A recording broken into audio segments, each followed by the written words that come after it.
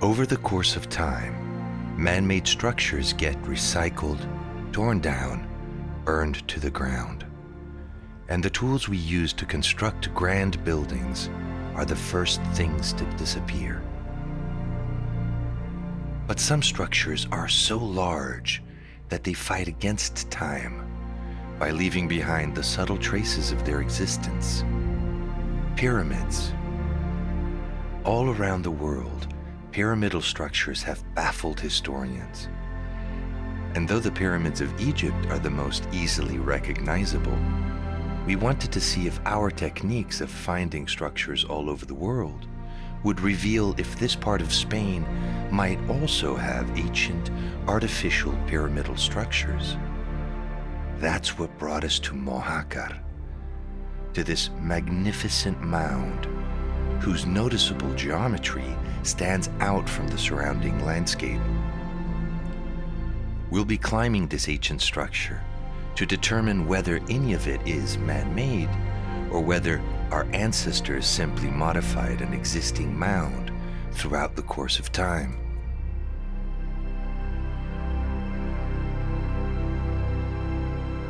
Three years ago, we came to visit our friend Lenox Napier, whose family has lived at the foot of this extraordinary structure for the best part of 50 years. One of the ways we could tell that this mountain, or this pyramid mountain of Mojacar, is artificial is that in the 1500s, a huge earthquake devastated the structure and half of one side collapsed, revealing on the inside layered steps. When we came out here the first time in 2016, it was an exciting experience because it showed that there were enormous artificial structures in this area with a mysterious past. If the Romans called it Monte Sacra, Mont Sacra, which meant sacred mountain, what does that mean? They meant that the Romans saw this structure and revered it, knowing that it was in some way special. Perhaps there was a temple up on top or an old well. In any case, we're gonna go up and have a look. Come with us. Well, we're working our way up the mountain of Old Mojacar, slowly and surely, as one should, because it's quite steep. It's quite steep, but it's fantastic, and I've always loved this mountain. And I've lived at the bottom of it for 50 years, wondering where it all came from, how it started. And it seems to me that there's a lot to be told. Down there, maybe one day that was full of water. Maybe we're looking at now at an ocean or a huge sea. Who knows? Climbing slowly to the top of this fantastic mountain, which I've always claimed was built by people. It'd take a lot of work to build a mountain like this, though, wouldn't it? If we live in an area which has been a good place to live, which it has since we began, since the year dot, that wonderful year dot, then there must be, of course, lots of things which have happened, which have been built up and torn down and replaced and sacked and ravished. And so it seems to me very likely that things which were here tens of thousands of years ago, thousands of years ago, would have been used by people that came along afterwards. Because if you find a brick, you use it. You don't go out and make another brick. This is just clear. So who can tell? Who knows what's going on? At the moment, we have some archaeologists who are working on this mountain. I'm calling it a mountain. Who have found some Arab ruins from around 900 to 1000 AD, so around 1000 years old, which are interesting. They found some walls. They've found what looks like a barrack. They've found a gate, which we'll look at now. And so they can say, well, 1000 years ago, people lived here. But I don't think they did. I don't think people ever lived here, because right over there is everything you could want to live. Water, area for your crops, area for your animals, a place to escape from if the bad guys show up. Just head for the hills. Here we're surrounded by a steep escarpment, and we're safe. But we can't get away. If we're under siege, we run out of food. If we're under siege, we run out of water. What do we do then? this isn't Masala.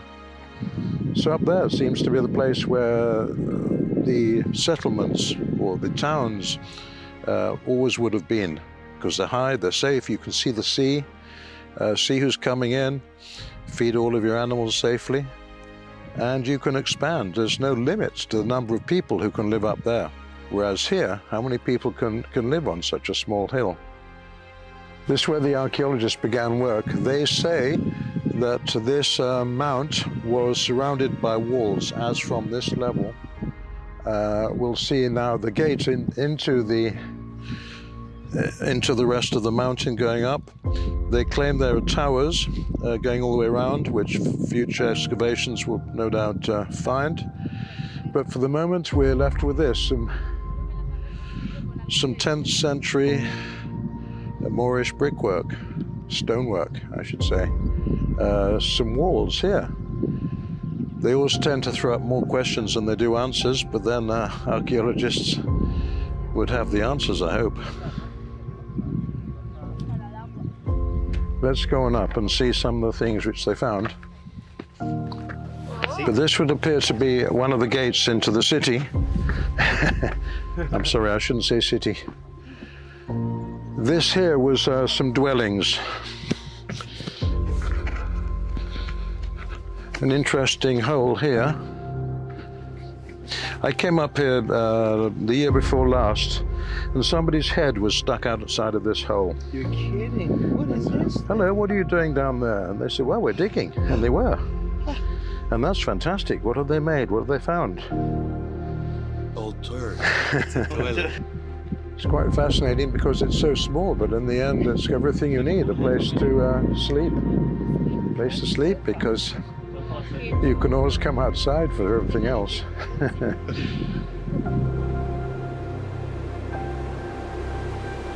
This area was, of course, all under earth and rock and rubble. And the archaeologists who were using the aid of volunteers were able to discover all of this a couple of years back. And it's kind of fun because it's little homes here.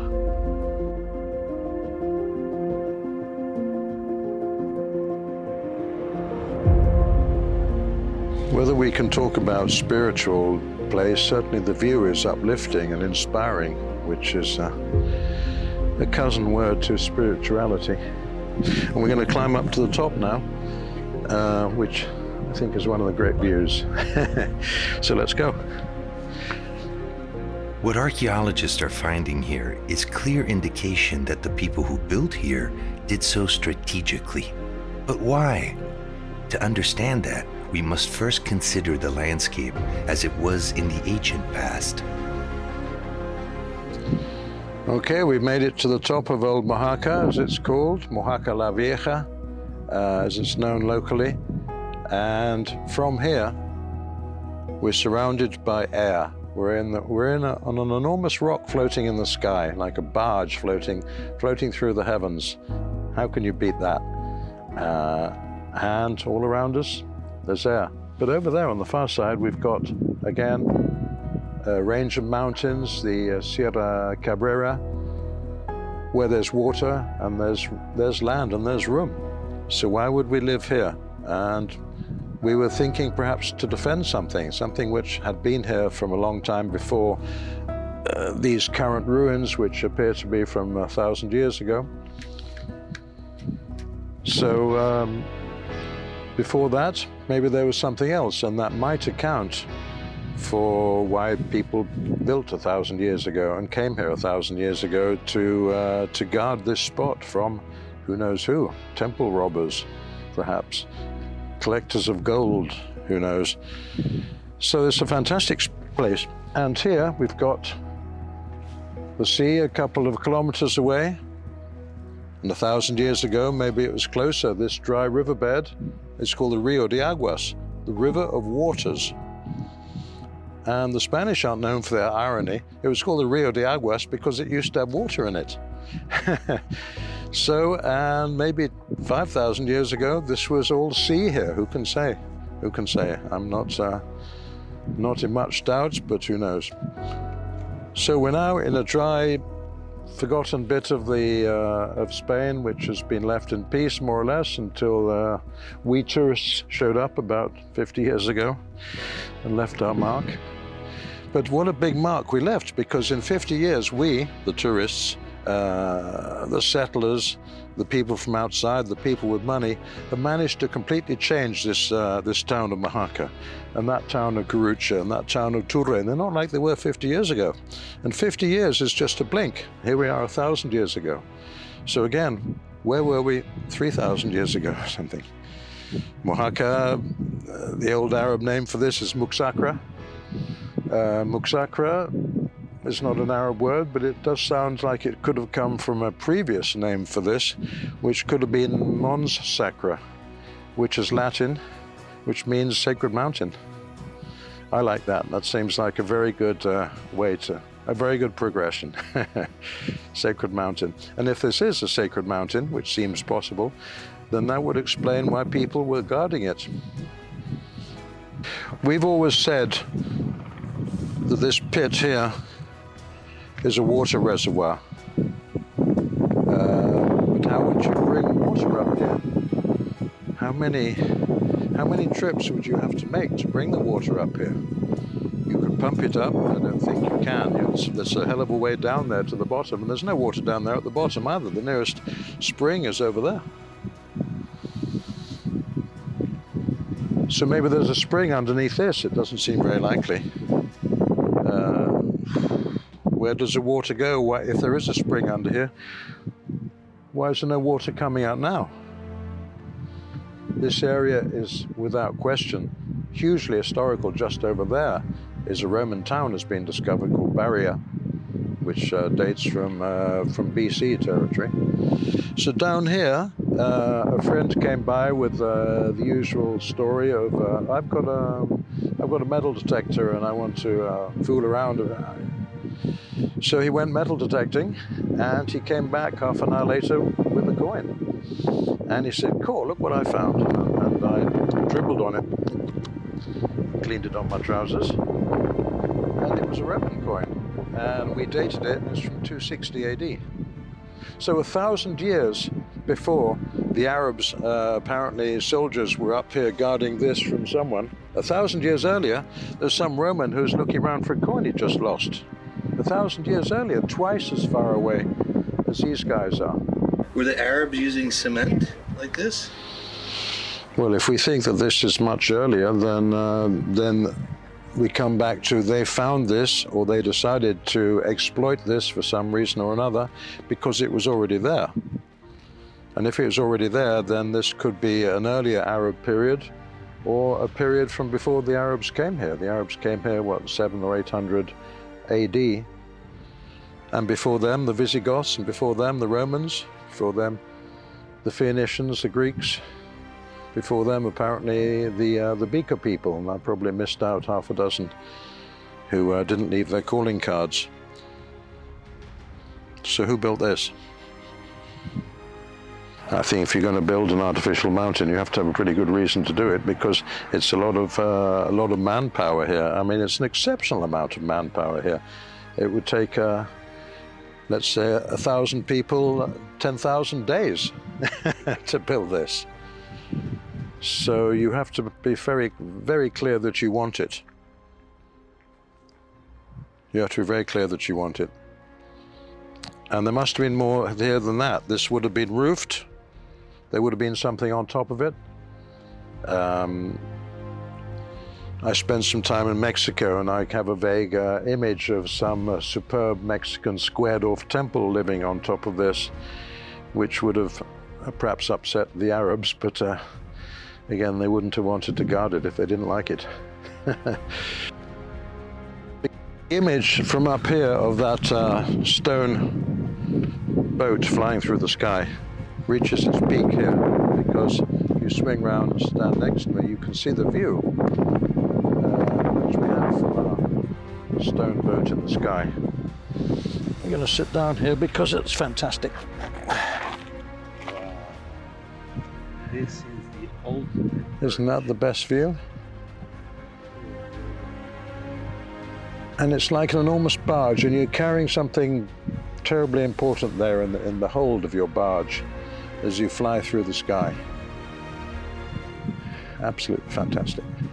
Of all the curious structures we've examined these last several years, this amazing mound convinces me of a forgotten past, so ancient that our only way of rediscovering it is through meticulous investigation, using every science available to us.